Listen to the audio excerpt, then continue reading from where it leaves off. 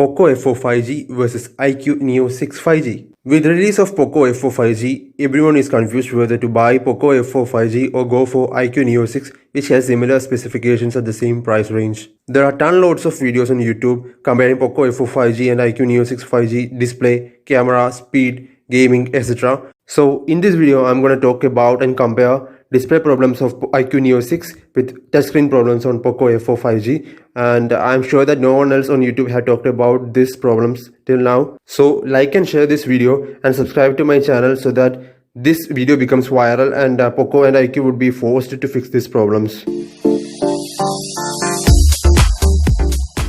First, I'm going to talk about touchscreen problems on Poco F4 5G. The phone has serious touch unresponsiveness problem and also suffers from ghost touch problem. I have already made a video covering these problems on Poco F4 5G, and you can see that by clicking on the top right corner of the screen here. I think this touchscreen problem is because of a hardware defect, and it's common on first batch of Poco F4 5G phones that are being sold as of now. If this video becomes trending, Poco would be forced to call back all the faulty phones and give out new phones. Then there is camera lag problem on Poco F4 5G when switching between different camera modes, and from my experience, this is a software bug of the latest MIUI 13, which can be fixed if Poco wants to do so in a software update. Now coming to display problems on IQOO Neo 6, we have screen flickering problem in purple colors. This sometimes appears covering the entire display and makes the phone unusable. This screen flickering problem seems to be a hardware problem, as unwanted mixing of red and blue organic LEDs of the display is the main reason for this, I think. I have already made a separate video on this problem explaining everything, and you can see that video by clicking here on the top right corner.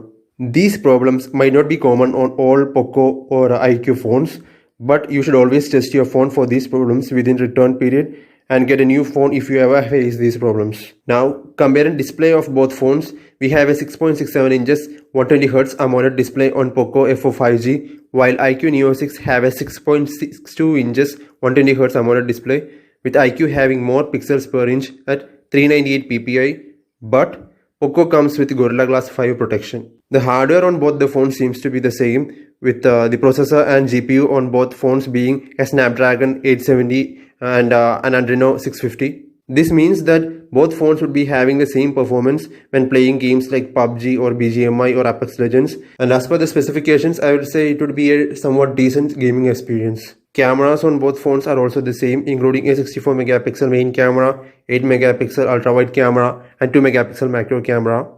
But Poco F4 5G is having a 20 megapixel front camera, while IQOO Neo 6 5G only have a front camera of 60 megapixel. However, main camera on IQOO Neo 6 is having a lens having more aperture than Poco F4 5G, while Poco F4 5G is having a bigger ultra-wide camera than IQOO Neo 6. The main difference between IQOO Neo 6 and Poco F4 5G is in fingerprint scanner location, battery capacity and charger capacity. In Poco F4 5G, fingerprint scanner is side-mounted, while in IQOO Neo 6 it's under the display. IQOO Neo 6 also comes with a 4700 mAh battery with 80 watt fast charging, while Poco F4 5G only supports a 67 watt fast charging for its 4500 mAh battery.